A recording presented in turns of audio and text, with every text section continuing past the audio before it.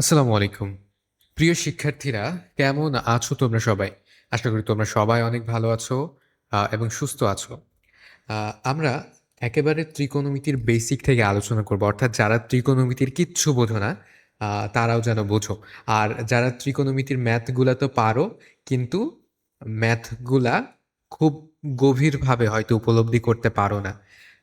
কিংবা যারা দেখা যাচ্ছে ম্যাথটাকে খুব বেশি অপছন্দ করে, তাদের কাছে ওই যে ত্রিকোণমিতির ম্যাথটা অনেক পছন্দের হবে আমাদের এই লেকচারগুলো দেখার পর। এটা আমি তোমাদেরকে গ্যারান্টি দিতে পারি। আর যারা অনেক পারো, খুবই বোঝো, তারাও আ অনেক কিছু জানতে পারবা এখান থেকে। এবং যারা ত্রিকোণমিতি ৩ টাও বোঝো না, তারাও একেবারে বেসিক থেকে, শূন্য থেকে আ বুঝতে পারবা। তো চলো আমরা শুরু করা যাক। ত্রিকোণমিতি। চলো আমরা এই শব্দটা একটু দেখা যাক। এই শব্দটার ভেতরে কি আছে বলো? আচ্ছা, এটার ইংরেজি শব্দটা কি জানো? ইংরেজি শব্দ? ইংরেজি শব্দ হচ্ছে ত্রিগোণমেট্রি।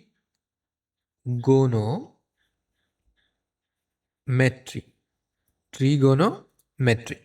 ওকে।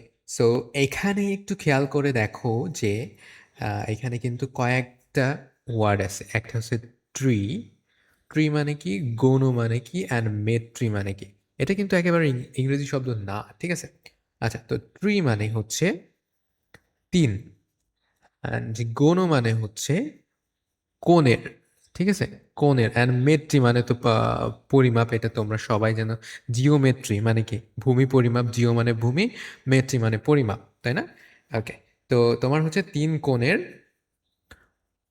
পরিমাপ, ঠিক আছে? এটা হচ্ছে আমাদের ত্রিকোণমিতি এর ওয়ার্ড বিশ্লেষণ। তাহলে ত্রিকোণমিতি বলতে কি বোঝায় বুঝতে পারছো? এখানে দেখেতেই এমনিতেই বোঝা যাচ্ছে। দেখো, ত্রি মানে হচ্ছে কি, ৩, আর কোণ অ্যাঙ্গেল, তাই তো? অ্যান্ড মিতি মানে হচ্ছে পরিমাপ। ওকে। তো এই গেল হচ্ছে আমাদের আহ, ত্রিকোণমিতি শব্দটার বিশ্লেষণ। এখন এখন তোমরা বলো দেখি, এই যে ত্রিকোণমিতি জিনিসটা, এটা কোথায় আসলে কাজে লাগে? আচ্ছা, এটা আমাদের ত্রিভুজ রিলেটেড, এটা তো আমরা বুঝতেই পারছি, তাই না? যেহেতু ত্রিভুজের কয়টা কোণ থাকে, একটা ত্রিভুজে তুমি চিন্তা করো এবং আমাকে বলো যে একটা ত্রিভুজে কয়টা কোণ থাকে। একটা ত্রিভুজে ৩টি কোণ, তাই না? ৩টি কোণ থাকে। একটা ত্রিভুজে ৩টি বাহু থাকে। একটা ত্রিভুজে ৩টি কি থাকে? শীর্ষবিন্দু থাকে। ৩টি, সরি, শীর্ষ বিন্দু থাকে। আমরা কিন্তু এই বিষয়গুলা নিয়ে আমাদের যে বেসিক জিওমেট্রির যে প্লেলিস্টটা আছে, সেখানে কিন্তু আমরা বিস্তারিতভাবে আলোচনা করেছি। তো এই যে একটা ত্রিভুজে এই যে বিষয়গুলো থাকে, বিশেষ করে ৩টা কোণ এবং যে ৩টা বাহু থাকে, তো এই যে ৩টা কোণ এবং ৩টা বাহু, এইগুলার ভেতরে আমাদের সম্পর্ক, ঠিক আছে? এইগুলার ভেতরে আমাদের কি সম্পর্ক, সেটা আমরা এই ত্রিকোণমিতির অধ্যায় থেকে আলোচনা করব। অ্যান্ড স্পেসিফিকলি সেটা কি ত্রিকোণমিতি হবে? সমকোণী, ঠিক আছে? সমকোণী ত্রিভুজের ক্ষেত্রে হবে। তো এখন সমকোণী ত্রিভুজের স্পেশালিটিটা কি, সেটাও আমরা জানবো, বা আমাদের জানতে হবে আসলে ত্রিকোণমিতি নিয়ে আলোচনা করতে গেলে। তাহলে ত্রিকোণমিতি মানে মূলত হচ্ছে ত্রিভুজ নিয়ে হচ্ছে আমাদের কি চর্চা করা, এবং ত্রিভুজের কি ৩টা কোণ, ৩টা বাহু এবং ৩টা শীর্ষবিন্দু থাকে। এবং ত্রিকোণমিতি তোমার হচ্ছে এই ৩টা কোণ এবং ৩টা বাহুর ভেতরে যে সম্পর্ক, সেটা নিয়ে কাজ করে, এবং সেটা স্পেসিফিক্যালি কিসের জন্য? তোমার সমকোণী ত্রিভুজের জন্য। ওকে, নেক্সট চলো আমরা তাহলে ত্রিকোণমিতির যে পরিচিতিটা, এটা নিয়ে কিন্তু মোটামুটিভাবে আলোচনা করতে পারলাম, তাই না? আচ্ছা, তো এখানে আমরা আলোচনা করার স্বার্থে কিছু বিষয় নিয়ে আলোচনা আমাদের করতে হবে।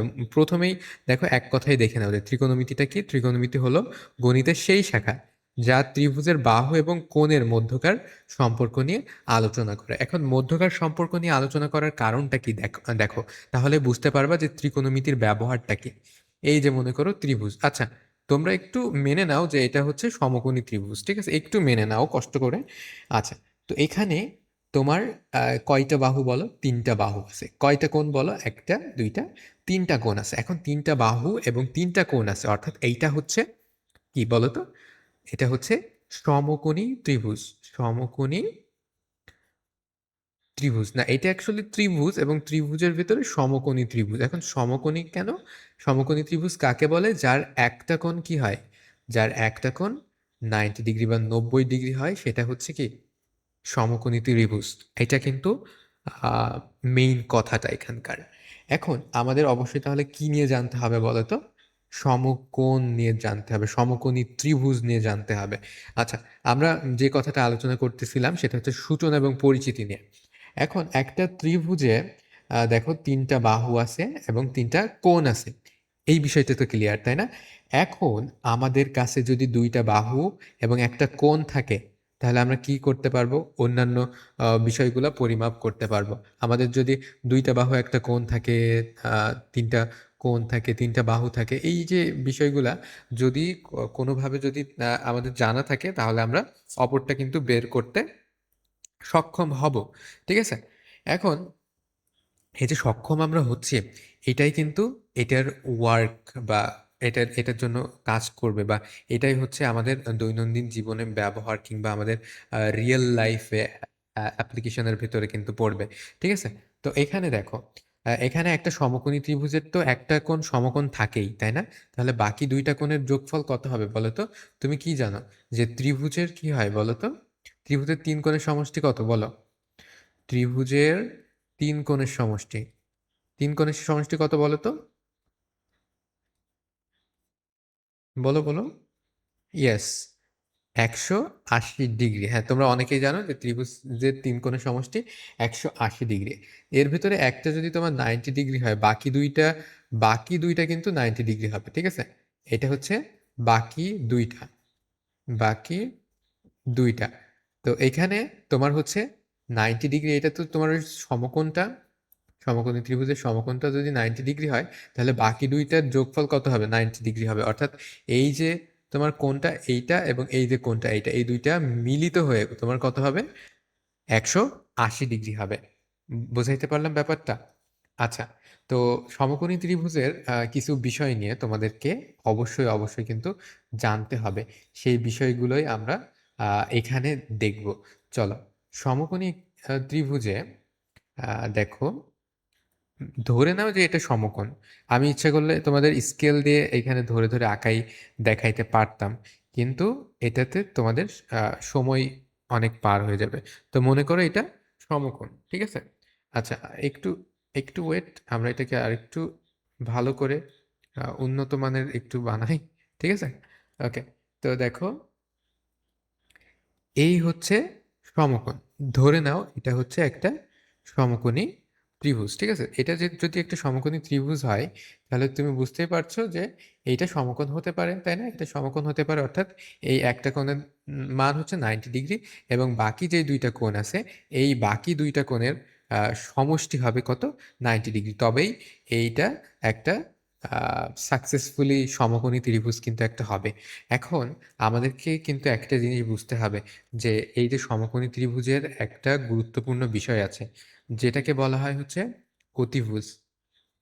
অতিভুজ, এই যে অতিভুজটা নিয়ে আমাদের প্রথমে জানতে হবে যে অতিভুজটা আসলে কি, কাকে বলে এবং এর তাৎপর্য কি। দেখো, হিপোটেনাস মানে কি? অতিভুজ। এখন অতিভুজ কোনটা? এই যে তোমার 90 ডিগ্রি, তাই না? 90 ডিগ্রিটা, আচ্ছা, এই যে ত্রিভুজটা, এই ত্রিভুজের ভেতরে সব থেকে বড় কোণ কোনটা? এই যে সমকোণটা, ওইটাই হচ্ছে সব থেকে বড়, তাই না? মানে এই যে 90 ডিগ্রি যে কোণটা, এইটাই হচ্ছে সব থেকে বড় কোণ। ঠিক আছে? এইটাই হচ্ছে সব থেকে বড় কোণ। তাহলে কারণ কি? কারণ হচ্ছে বাকি দুইটার যোগফল 90 ডিগ্রি হচ্ছে, কিন্তু এটা একাই 90 ডিগ্রি। ঠিক আছে? তো এই যে বড় কোণ, তোমার এই সমকোণটা, এই সমকোণের বিপরীত বাহু, অর্থাৎ এক্স্যাক্টলি অপোজিট সাইডের যে বিপরীত বাহুটা থাকে, এইটা কি? এইটা সব থেকে কি হবে?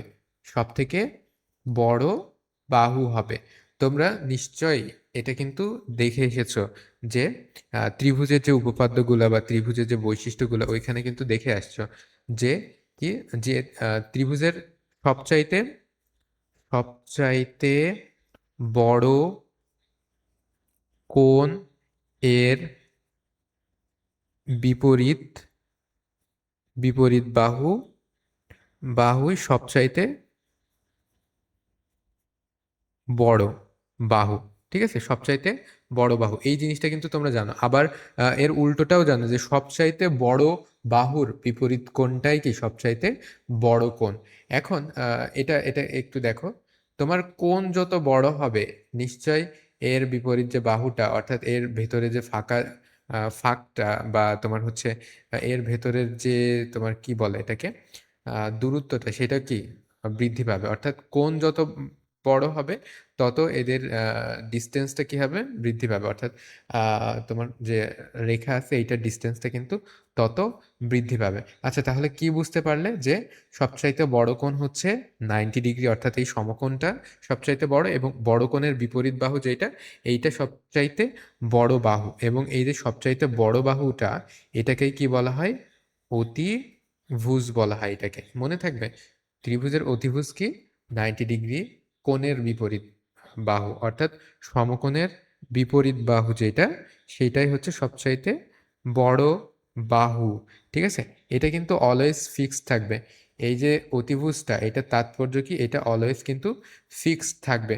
কিন্তু বাকি যেই দুইটা বাহু আছে একটাকে বলা হয় হচ্ছে একটাকে বলা হয় হচ্ছে লম্ব আর একটাকে বলা হয় হচ্ছে ভূমি। ঠিক আছে? একটাকে বলা হয় লম্ব আর একটাকে বলা হয় ভূমি। কিন্তু দেখা যায় যে আমাদের কখনো কখনো ভূমিটা এই পাশে চলে আসছে, লম্বটা এই পাশে চলে আসছে, তাই না? সেক্ষেত্রে কিন্তু এদের আবার নামেরও কি উলট পালট হয়ে যায়। এই কারণে আমরা লম্বটাকে একটা স্পেশাল নামে ডাকি। সেই স্পেশাল নামটা কি বলতো? বিপরীত বাহু। বিপরীত বাহু নামে আমরা কিন্তু লম্বটাকে চিনি। আর ভূমিটাকে চিনি কি বলে বলো তো? ভূমিটাকে চিনি হচ্ছে সন্নিহিত বাহু নামে। সন্নিহিত বাহু নামে চিনি আমরা ভূমিটাকে। ঠিক আছে? এখন আমরা যে ভূমি এবং লম্ব এই নামটা যে প্রথমে দিয়েছিলাম, এই নামটা দেওয়ার ফলে একটা সমস্যা হইতো কি, যে তোমার ভূমি এবং লম্ব অনেক সময় কি উল্টাই যেতে পারে। সেক্ষেত্রে তাদের নাম ভূমি এবং লম্ব এইটাও কিন্তু উল্টে যাবে। কিন্তু তুমি যখন এটার নাম বিপরীত বাহু এবং সন্নিহিত বাহু রাখছো তখন একটা উপকার হচ্ছে তোমার। এখন সেই উপকারটা কি? তুমি যখন বিপরীত বাহু বলতেছো তখন তোমার যে কোণটাকে তুমি বিবেচনা করতেছো বা যেই কোণটাকে তুমি প্রায়োরিটি দিচ্ছ বা যেই কোণে তুমি ফোকাস করতেছো, ফোকাস অ্যাঙ্গেলের যে অপোজিট বাহুটা, অর্থাৎ এই যে এই কোণের অপোজিট বাহু কোনটা? এইটা, তাই না? এই কোণের অপোজিট বাহু এইটা। সো এইটা হচ্ছে এখানকার কি? এখানকার বিপরীত বাহু। অর্থাৎ যে মেন কোণটা, ফোকাস কোণটা যেটা অর্থাৎ যে কোণটাকে আমরা ফোকাস করছি, মনে করি এখানে থেটা, থেটা কোণটাকে আমরা ফোকাস করছি। সো এইটার বিপরীত যে বাহুটা সেটাই হচ্ছে বিপরীত বাহু। আর সন্নিহিত বাহু হচ্ছে তোমার বিপরীত বাহুর সাথে লাগানো যেটা। আচ্ছা, না, বিপরীত বাহুর সাথে অ্যাকচুয়ালি না। সন্নিহিত বাহু বলতে কি বুঝবা? যে অতিভুজটার সাথে যেটা লাগানো আছে, মানে ফোকাস কোণের সাথে যেটা লাগানো আছে সেটা হচ্ছে কি সন্নিহিত বাহু। তো এই কারণে তোমার লম্ব এবং হচ্ছে ভূমি এরা কিন্তু পরিবর্তন হতে পারে। সন্নিহিত বাহু বা বিপরীত বাহু অদল বদল হতে পারে। কিসের উপর ডিপেন্ড করে? তোমার হচ্ছে ফোকাস অ্যাঙ্গেলের উপর ডিপেন্ড করে। তার মানে তুমি কোন কোনটাকে তুমি বিবেচনা করতেছো, কোনটা নিয়ে তুমি হিসাব করতেছো, সেইটার উপর ডিপেন্ড করে। মনে করো তুমি যদি আলফা এই কোনটাকে তুমি যদি আলফা ধরো, তাহলে এই কোনটা অনুযায়ী তোমার বিপরীত বাহু হবে কোনটা? এই নিচেরটা। তার মানে তখন ভূমিই হবে তোমার কি লম্ব। আর তোমার হচ্ছে এই আলফা কোণের সাথে যেই কোণটা আছে সেইটা কি তোমার কি হবে বলো তো? ভূমি হবে, মানে সন্নিহিত বাহু হবে। ঠিক আছে? আর আলফা কোণের বিপরীত যে বাহুটা হবে সেটা কি? সেটা হবে হচ্ছে বিপরীত বাহু। তাহলে দেখো, বিপরীত বাহু এবং সন্নিহিত বাহু ডিপেন্ড করে যে কোন কোনটাকে তুমি ফোকাস করতেছো, কোন কোনটা সম্পর্কে তুমি বলতেছো, এইটার উপরে। আশা করি এই বিষয়গুলা তোমরা বুঝতে পেরেছো। তোমাদেরকে আবার এই যে অতিভুজ কোণটা, বিপরীত বাহু কোণটা এবং সন্নিহিত বাহু কোণটা এইটা আরেকবার তোমাদেরকে বোঝানো প্রয়োজন এবং এইটা আমরা আমাদের নেক্সট ক্লাসে বোঝার ট্রাই করব। Okay? So thank you so much আমাদের এই যে বেসিক ত্রিকোণমিতির প্রথম যে পর্বটা এটা সম্পূর্ণরূপে মনোযোগ দিয়ে দেখার জন্য। আহ, এবার আমরা তোমাদের ত্রিকোণমিতিটাকে বোঝানোর জন্য যেভাবে বোঝানো যেতে পারে সেভাবে বোঝানোর ট্রাই করব এবং গ্যারান্টি দেব যে ইউটিউবে কোথাও এত ডিটেল বেসিক থেকে রেকর্ডেড মাস্টার ক্লাস পাবে না।